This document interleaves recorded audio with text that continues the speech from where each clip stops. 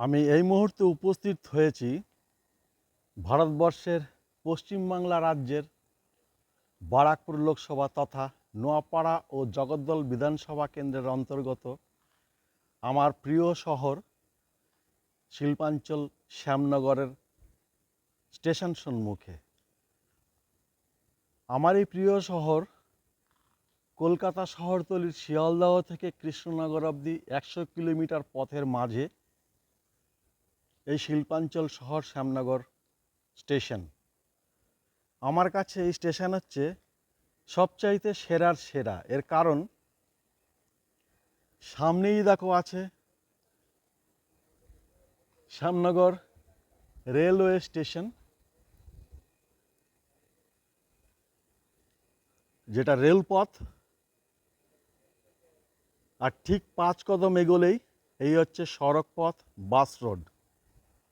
এই হচ্ছে দুদিকের সড়ক পথ, এই বাস রোড। এই বাস রোড থেকে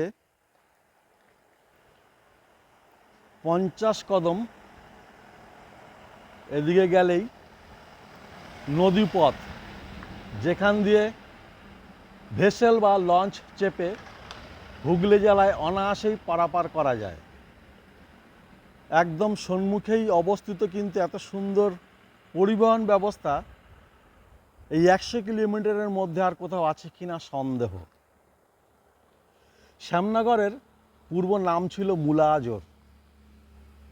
এই মুলাআজর অঞ্চল ছিল নদিয়া জেলার কৃষ্ণনগরের রাজা মহারাজা কৃষ্ণচন্দ্র রায় 1728 খ্রিস্টাব্দের 18 বছর বয়সে তিনি সিংহাসন অভিষেক ঘটেন। তারপর থেকে তার 1783 সাল অবধি সুবিস্তার করেন বিভিন্ন অঞ্চল। আমাদের বর্তমান সমাজের যেরকম এই শ্যামনগরের ব্যারাকপুর হচ্ছে একটি সদর মহকুমা, ঠিক তেমনি সে সময়ের রাজার আমলের ছিল হ্যাভেলিনগর বা হ্যাভেলি শহর, যেটা বর্তমানে সকলে হালি শহর নামেই চেনে। সেটি ছিল তখনকার দিনের রাজার সদর।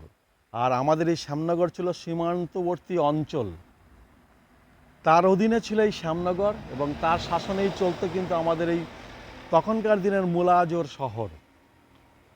ঠিক তারপরেই 1741 খ্রিস্টাব্দে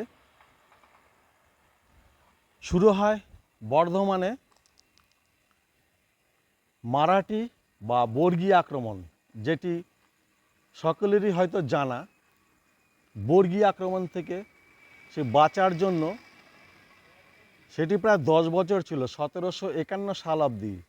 তখনকার সময়ের সেই বর্ধমানের রাজা কীর্তিচাঁদ রায় তিনি নিজেকে সুরক্ষিত রাখার জন্য বা বাঁচার জন্য তিনি সেখান থেকে তাদের কুলদেবতা শ্যামকিশোর দেবতার মূর্তি বা বিগ্রহ নিয়ে তিনি নদীপথে, এই হুগলি নদীপথেই এই মুলাআজর অঞ্চলে প্রবেশ করেন, এবং এই মুলাআজরের কাউগাছি অঞ্চলে নতুনভাবে দুর্গ তৈরি করেন।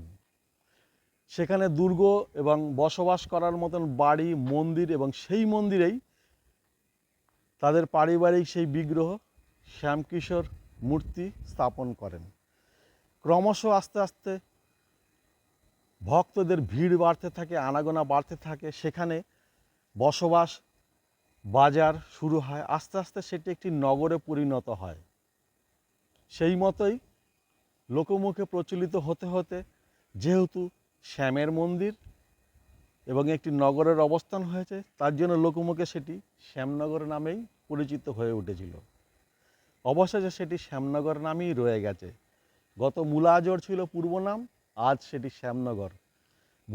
বর্গী আক্রমণ থেমে যাওয়ার পর রাজা তার সয় সম্পত্তি বা সেই কুলদেবতাকে নিয়ে তার নিজস্থান সেই বর্ধমানে তিনি আবার ফিরে যান।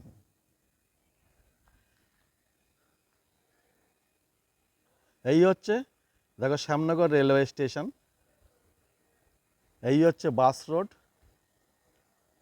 এই হচ্ছে সেই গঙ্গা নদী পথ। এইখান থেকে 50 কদম গেলেই লঞ্চ বা ভেসেলে করে হুগলি নদীতে চলে যাওয়া যাবে অনায়াসেই। সেখান থেকে হাওড়া বর্ধমান, হাওড়া ব্যান্ডেল লাইনে অবশ্যই পৌঁছানো যায়।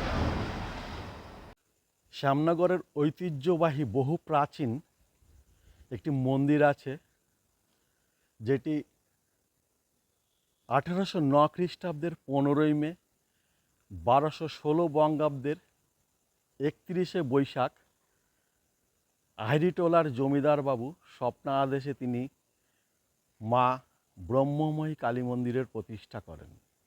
মায়ের আদেশেই এখানে জোড়া মূলো দিয়ে পুজো দেওয়ার রীতি আছে। এটি বছরের পৌষ মাস হচ্ছে সেরা মাস। সে সময় 1 মাস ধরে চলে ধুমধাম আয়োজিত নানান অনুষ্ঠান এবং মেলা প্রাঙ্গণ। সকল ভক্তগণের বা পর্যটক আসেন, ভিড় করেন। খুব সুন্দর একটি পরিবেশ। প্রত্যেকের মনস্কামনা পূরণের জন্য মায়ের কাছে আসেন, পুজো দেন। বহু প্রাচীন একটি ঐতিহাসিক এই মা ব্রহ্মময়ী শ্যামনগর কালীবাড়ি। এই হচ্ছে তার মূল ফটক। এই হচ্ছে মূল ফটক। এখন গঙ্গা আরতি শুরু হয়েছে। এটি সপ্তাহের একদিন হয়তো গঙ্গা আরতি হয়। গেট বন্ধ। ভেতরে মেলা প্রাঙ্গণের অনেক দোকানপাট আছে। এখন সোজাসুজির দিকে তাকালে একদম সোজা গেট দিয়ে রাধাকৃষ্ণের মন্দির। তার ঠিক পশ্চিম দিকেই আছে মা শ্রী শ্রী ব্রহ্মময়ী কালী মন্দিরের মূল ফটক এবং মূল প্রবেশদ্বার। মায়ের মূর্তি দেখা যায়। এটি হচ্ছে শ্যামনগরের ঐতিহ্যবাহী মন্দির মা ব্রহ্মময়ী কালী মন্দির। এটাই হচ্ছে আমার প্রিয় শ্যামনগর শহরের রেলওয়ে স্টেশন। আমি রেলওয়ে স্টেশনের ভেতরের চিত্রটা তুলে ধরার চেষ্টা করছি। এই বাস রোড থেকেই এগিয়েই এটাই হচ্ছে শ্যামনগর রেলওয়ে স্টেশন।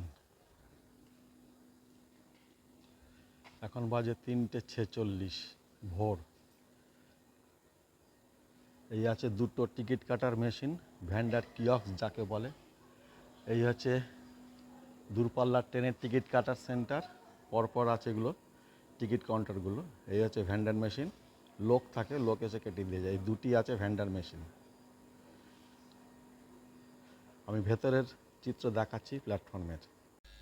এটাই হচ্ছে আমার শহর শিল্পাঞ্চল শ্যামনগর রেলওয়ে স্টেশন। কলকাতা শহরতলির শিয়ালদহ স্টেশন থেকে অবিভক্ত বাংলা এবং অবিভক্ত বাংলাদেশের কুষ্টিয়া জেলার জাগতি রেলওয়ে স্টেশন পর্যন্ত একটি ঐতিহাসিক ট্রেন চলাচল করত। প্রথম করে 1862 খ্রিস্টাব্দের 15ই নভেম্বর। জনশ্রুতি সে সময়ের মুখে প্রচলিত এই শ্যামনগর নাম ঠিক প্রথম চালুর আগেই এই শিয়ালদার প্রধান লাইনের এই জায়গাটি বা স্টেশনটির নামও শ্যামনগর হিসাবেই রাখা হয়। 4টি প্ল্যাটফর্মে সুসজ্জিত আমার এই প্রিয় শ্যামনগর রেলওয়ে স্টেশন। এই হচ্ছে 1 নম্বর এবং 2 নম্বর। আর তার ঠিক পরেই আছে আরও 2টি প্ল্যাটফর্ম, 3 নম্বর এবং 4 নম্বর। সামনেই হচ্ছে রেলগেট, একটি ব্যস্ততম স্টেশন। রেলওয়ে আধিকারিক বা টিকিট কাউন্টারে আমি যেটুকুনি জানতে পারি, এই শ্যামনগর রেলওয়ে স্টেশন দিয়ে নিত্য কম বেশি প্রায় 70,000-এর উপরে যাত্রী চলাচল করে।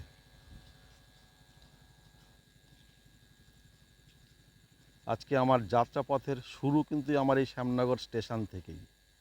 সকলকে আমি ভোরের শুভেচ্ছা জানাই। সকলে খুব ভালো থাকো। আগামীতে আমি আরও চেষ্টা করছি নতুন কিছু তুলে ধরার।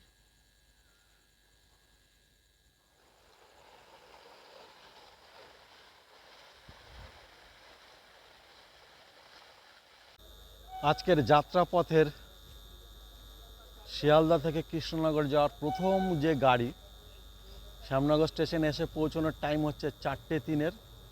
Up first train Krishnanagar local এসে ঢুকছে। আজকে এই ট্রেনে করেই আমার যাত্রা শুরু।